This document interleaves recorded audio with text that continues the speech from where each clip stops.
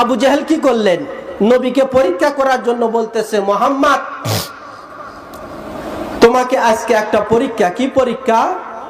বলতেছে তোমার আল্লাহর পরিচয় দাও। কিসের পরিচয়?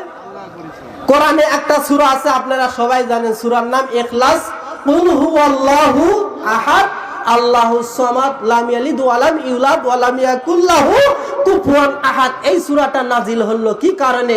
মক্কার জমিনে নবী পাক সাল্লাল্লাহু আলাইহি সাল্লাম সাহাবীদেরকে সামনে নিয়ে নসিহত করতেছে। আবু জেহেল একদল পাঠা দিল, মুহাম্মদকে জিজ্ঞাসা করো মুহাম্মাদের আল্লাহর যেন পরিচয় দেয়। কোন সুবহানাল্লাহ।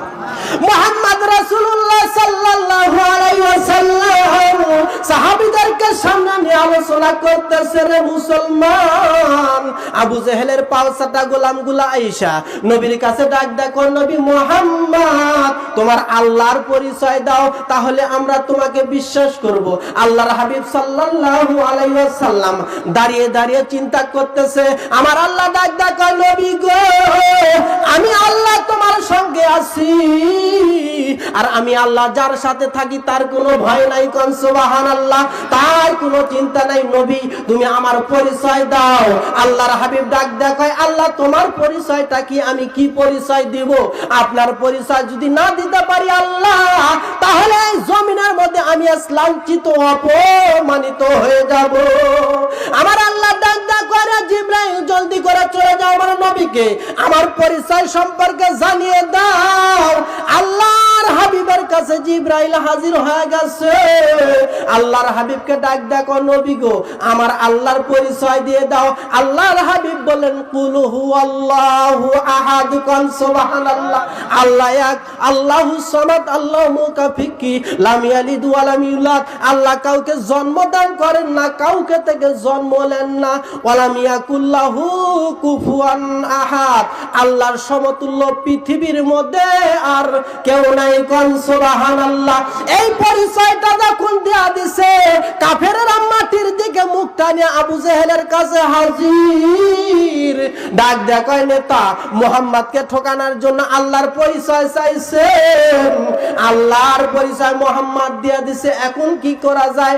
আবু জেহেল ডাক দেখো, চলে যাও, আবার মুহাম্মাদের পরিচয় নিতে হবে। এতক্ষণ কার পরিচয় চাইছে? আল্লাহর পরিচয় চাইছে, এখন আবার মুহাম্মাদের পরিচয় নিতে হবে। এটা হচ্ছে কাফেরদের পেঁয়াজ। আল্লাহর পরিচয় যখন নবীকে ঠকাইতে না পারছে, মুহাম্মাদের পরিচয় চাইছে, আবু জেহেল আবার পাঠাই দিছে দলবলদেরকে, যাও মুহাম্মাদের পরিচয় নাও। মুহাম্মাদের বাবাকে, মুহাম্মাদের দাদাকে, মুহাম্মাদের আত্মীয় স্বজনকে, তার জন্মদাতাকে পরিচয়টা নিতে হবে। সবাই এসে নবীর কাছে হাজির হইয়া নবীকে ডাক দেখো, নবী মুহাম্মদ তোমার প্রতিবেশী চাচা আবু জেহেল তোমার পরিচয়টা চাই। আমার আল্লাহ ডাক দেখো, নবী মুহাম্মদ তুমি যদি বংশীয় সন্তান হয়ে থাকো, আমি আল্লাহর পরিচয় দিয়া যেরকম বিতাড়িত করে দিছো শয়তানের দলকে, তুমি তোমার পরিচয় দিয়া এখান থেকে তাদেরকে তাড়িয়ে দাও। কোন সুবহানাল্লাহ। মুহাম্মদ সাল্লাল্লাহু আলাইহি ওয়াসাল্লাম ডাক দেয়া কয়, আনা মুহাম্মদ আবুকা আব্দুল্লাহ, আমি মুহাম্মদ, আমার বাবার নাম আব্দুল্লাহ। কোন সুবহানাল্লাহ।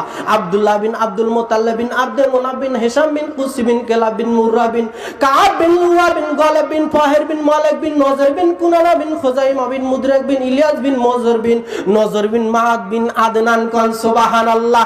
আল্লাহর হাবিব যখন 22 পুরুষ পর্যন্ত চলে গেছে, কাফেররা আবার মাটির দিক মুখ নিয়া আবু জেহেলের দরবারে হাজির হয়ে গেছে। ডাক ডাকে নেতাজি নবী মুহাম্মাদের পরিচয় চাইছেন। নবী মুহাম্মদ বলছে, মুহাম্মদ বিন আব্দুল্লাহ বিন আব্দুল মুতাল্লিব বিন আব্দি মুনাফ বিন হিশাম বিন কুসি বিন কিলাব বিন মুররা বিন কাব বিন লুয়া বিন গালিব বিন ফাহির বিন মালিক বিন নজর বিন কিনানা বিন খুজাইমা বিন মুদরিক বিন ইলিয়াস বিন নজর বিন মাদ বিন আদনান। কোন সুবহানাল্লাহ। নবী আমার যখন 22 পুরুষ পর্যন্ত বইলা দিছে, আবু জেহেলের কাছে খবরটা পৌঁছে গেছে। এবার আবু জেহেলের মাথা গরম। এইভাবে হবে না, এইভাবে হবে না, নবী মুহাম্মদকে দুনিয়ার বুক থেকে বিদায় করে দিতে হবে। আবু জেহেল দণ্ডায়মান হয়ে মাঠের মধ্যে ভাষণ দেয়, নবী মুহাম্মদকে যদি একা একা পাওয়া যায় তাহলে আমাকে খবর দিবে, আমি নবী মুহাম্মদকে দুনিয়ার বুক থেকে চিরদিনের জন্য বিদায় করে দিব। হঠাৎ করে একটা কাফের দৌড়ে আইসা আবু জেহেলের সামনে দাঁড়িয়ে গেছে, নেতাজি চিন্তা করবেন না, যে মুহাম্মদকে হত্যা করার জন্য আপনি চিন্তা করতেছেন, ওই মুহাম্মদ রাসূলুল্লাহ সাল্লাল্লাহু আলাইহি ওয়াসাল্লাম খানায় কাবার মধ্যে সিজদায় পড়ে আল্লাহর প্রেমে হাবুডুবু খায়। কোন সুবহানাল্লাহ। নবী আমার কাজ ধরে হাবুডুবু খায় রে মুসলমান, আল্লাহর প্রেমে হাবুডুবু খাইতেছে। আবু জেহেল চিন্তা করে এই সুযোগটা হাতছাড়া করা যাবে না, মুহাম্মদকে আমি এবার মাইরাই ফেলবো। দৌড় দিয়ে খানা কাবার পাশে হাজির হয়ে গেছে।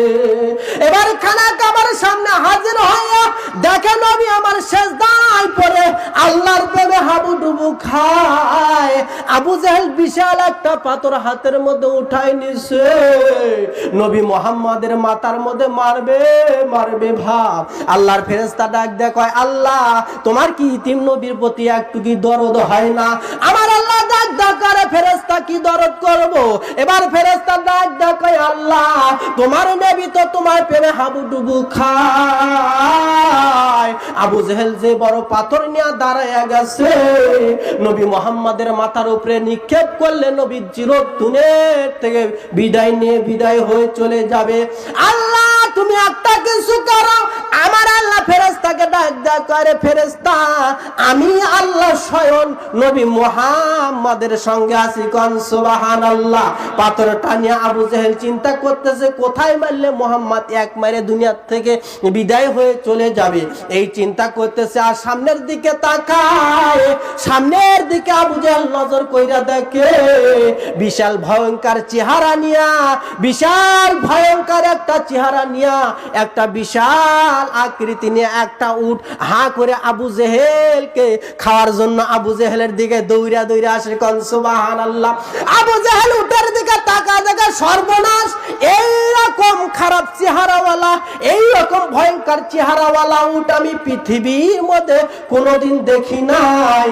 এই উট যদি আমাকে একটা কামড় দেয় আমি দুনিয়ার থেকে বিদায় হয়ে চলে যাব। বিদায় করতে এসেছিল কাকে? নবীকে। এখন আবু জেহেল চিন্তা করে সর্বনাশ, এবার তো আমি বিদায় হয়ে চলে যাই। পাথরটা জমিনের মধ্যে থুইয়া এক দৌড় দিয়ে বাড়িতে গিয়া হাঁপাইতেছে। কোন সুবহানাল্লাহ। আকরামা বাইর হচ্ছে, বেটা আব্বা কি ব্যাপার?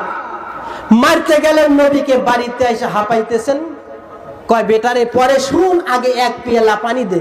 কি বলতেছে? শুন পরে আগে এক পেয়ালা পানি দে বেটা। কয় কি হয়েছে? কয় মারতে গেলাম নবী মুহাম্মদকে, যে ভয়ঙ্কর চেহারা নিয়ে একটা উট আসতেছে, আমাকে যদি এক কামড় দেয় আমি দুনিয়ার মধ্যে থেকে বিদায় হয়ে